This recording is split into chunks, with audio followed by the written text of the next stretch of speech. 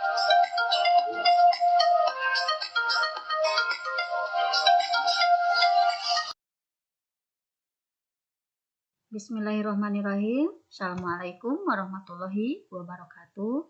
Selamat pagi anak-anak, selamat bertemu kembali bersama Ibu dalam pembelajaran jarak jauh. Anak-anakku sekalian, hari ini kita bertemu dengan pembelajaran matematika masih bersama Ibu Nia Kurniati. Anak-anakku sekalian, silahkan kalian persiapkan alat tulisnya, silahkan kalian simak video pembelajaran yang akan Ibu sajikan. Selanjutnya nanti kalian kerjakan tugas-tugas yang Ibu berikan. Anak-anakku sekalian, alangkah lebih baiknya sebelum kita pembelajarannya dimulai, kalian berdoa terlebih dahulu. Silahkan untuk berdoa dimulai.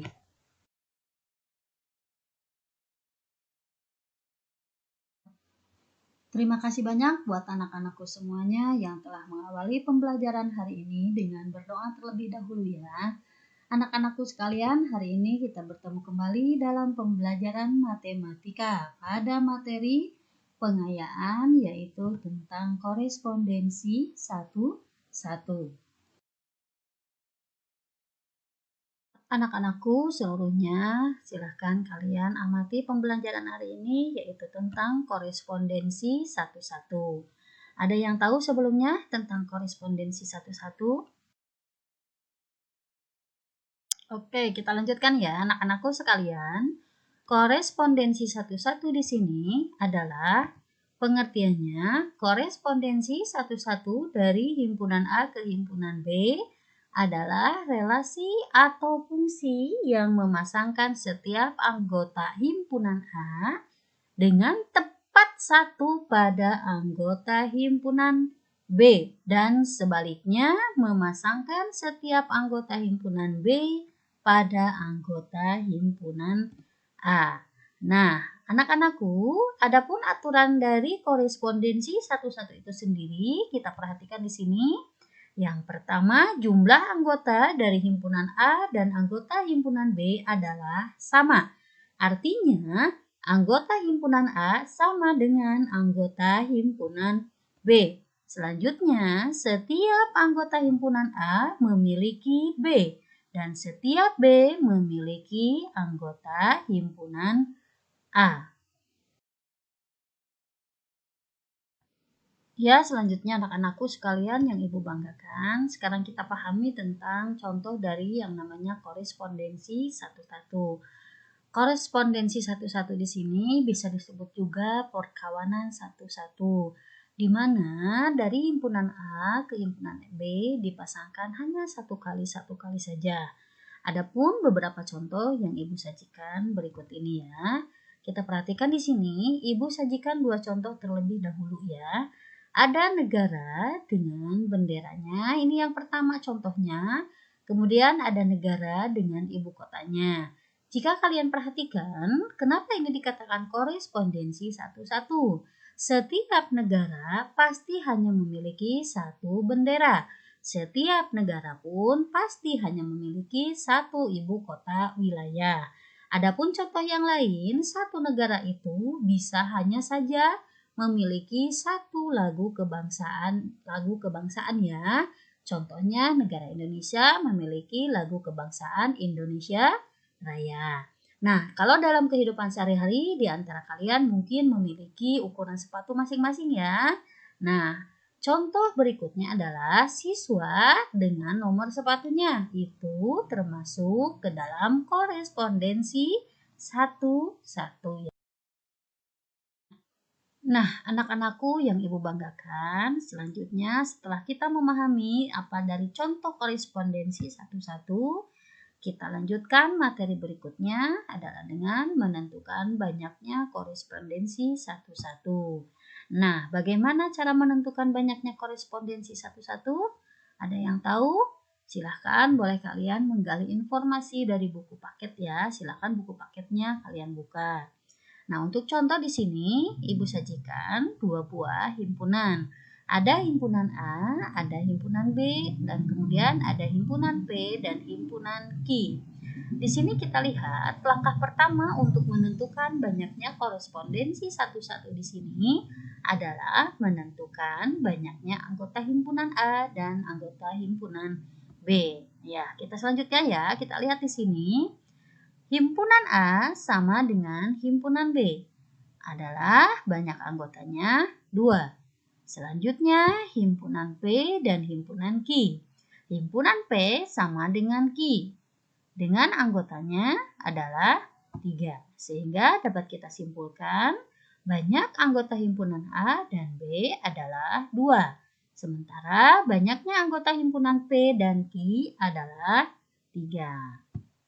Oke, selanjutnya kita tentukan bagaimana menentukan banyaknya korespondensi satu-satu. Untuk menentukan banyaknya korespondensi satu-satu itu sendiri, kita bisa menggunakan rumus. Silakan kalian perhatikan di sini. Rumus yang disajikan adalah di sini n faktorial ya. Dibacanya ini adalah n faktorial. Nah, di mana n faktorial di sini artinya adalah perkalian menurun sampai dengan 1. Nanti untuk penentuan rumusnya bisa kamu lihat atau kamu bisa tentukan dari banyaknya anggota dari suatu himpunannya. Nah, selanjutnya silakan kalian perhatikan.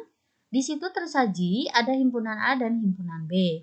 Nah, untuk menentukan banyaknya korespondensi satu-satu dari himpunan A dan himpunan B, silakan kalian lihat. Banyak anggota himpunan A atau di sini kita tulis dengan notasi NA. Dan banyak anggota himpunan B kita tulis di sini adalah NB.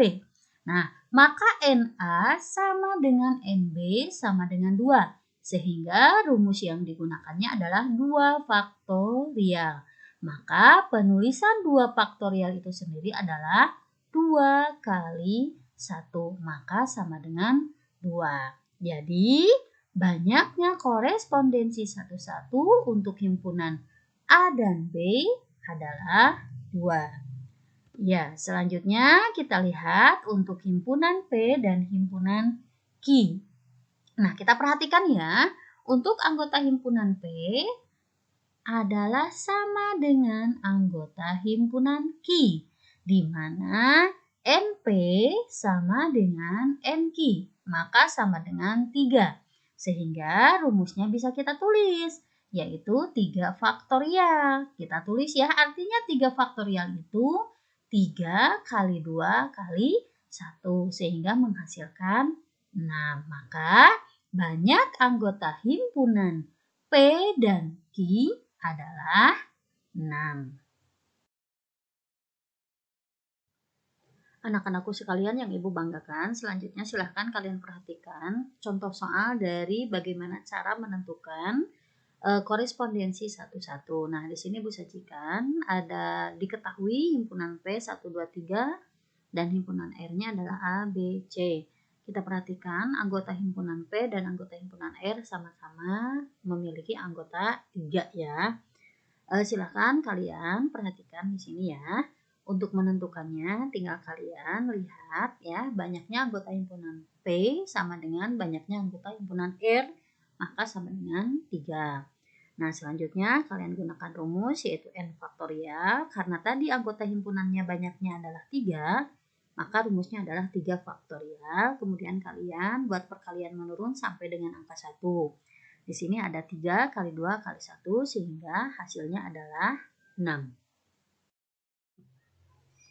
Anak-anakku sekalian yang Ibu banggakan, di ujung pembelajaran hari ini kita akan mengakhirinya dengan menganalisa perbedaan antara relasi fungsi dan korespondensi satu-satu. Untuk relasi dan fungsi sebelumnya sudah kalian pelajari ya, pasti kalian sudah bisa membedakan semuanya. Yang mana yang disebut relasi, yang mana yang disebut dengan fungsi. Nah, sekarang kita analisa perbedaan dari relasi fungsi dan korespondensi satu-satu. Nah, untuk memahaminya, silahkan kalian perhatikan ya. Di sini ada contoh yang pertama. Di sini tersaji ada sekelompok siswa atau sekelompok anak dengan bulan lahirnya ya. Kita perhatikan di sini. Jika kita lihat di sini untuk himpunan A, di sini semuanya memiliki pasangan di himpunan B. Walaupun misalkan di himpunan B tidak ada pasangannya, maka ini dikatakan fungsi ya. Selanjutnya yang kedua, Ibu sajikan ada sebuah relasi. Nah, relasinya di sini adalah relasi kurang dari antara himpunan A ke himpunan B. Kita lihat di sini dari himpunan A saja sudah tersaji atau sudah terlihat. Ada anggota 2 yang dipasangkan sebanyak 4 kali ke anggota himpunan B. Maka jelas inilah yang disebut dengan relasi. Selanjutnya kita perhatikan contoh berikutnya ya. Contoh yang ketiga di sini tersaji ada beberapa anggota himpunan dari himpunan A ke anggota himpunan B. Setiap anggota himpunan A dipasangkan ke anggota himpunan B. Nah, semuanya anggota himpunan A ada pasangannya di anggota himpunan B. Tetapi ada anggota himpunan B yang tidak memiliki pasangan di anggota himpunan A. Jelas ini disebut relasi yang merupakan fungsi ya. Selanjutnya yang terakhir kita analisa ya. Di sini ada relasi rasanya ya. Di sini rasa. Nah, rasa di sini kemudian tersaji beberapa jenis makanan. Ada garam, gula, cuka, dan lada. Di sini bukan makanan ya, lebih tepatnya adalah bumbu dapur. Kalian tahu sendiri ya, garam pasti rasanya asin. Pasti hanya satu rasanya asin. Tidak mungkin garam rasanya asin dan manis ya. Tidak mungkin, jadi hanya satu garam dipasangkan ke asin. Selanjutnya gula rasanya manis. Kemudian cuka rasanya asam, lada rasanya pedas. Masing-masing bumbu dapur ini dipasangkan ke dalam satu rasa. Maka ini yang disebut dengan korespondensi satu-satu.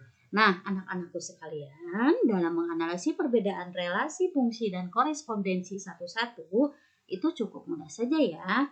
Hanya kita lebih telitinya di dalam memasangkannya saja. Nah, semuanya sebetulnya sama-sama relasi. Tetapi kalau relasi itu bebas ya, dari himpunan A ke himpunan B, mau dipasangkan 1 kali, 2 kali, tidak apa-apa. Untuk fungsi, cirinya di daerah asalnya, di himpunan A-nya. Hanya 1 kali dipasangkan dan harus memiliki pasangan, semuanya anggota himpunan A-nya. Sementara korespondensi satu-satu antara himpunan A dan himpunan B harus dipasangkan hanya 1 kali saja. Itulah anak-anak bagaimana cara menganalisa perbedaan relasi fungsi dan korespondensi satu-satu. Harapan Ibu semoga kalian memahaminya dan mampu membedakan antara relasi fungsi dan korespondensi satu-satu. Oke anak-anakku sekalian, alhamdulillahirobbilalamin, akhirnya kita sudah sampai di ujung pembelajaran pada hari ini ya. Di akhir pembelajaran hari ini Ibu ucapkan terima kasih kepada kalian yang sudah menyimak dengan baik video pembelajaran yang Ibu sajikan hari ini. Harapan Ibu semoga kalian dapat memahaminya dalam materi yang Ibu sajikan hari ini. Akhir kata Ibu ucapkan sekali lagi sekian terima kasih, selamat belajar dan sampai bertemu pada video pembelajaran berikutnya. Wassalamualaikum warahmatullahi wabarakatuh.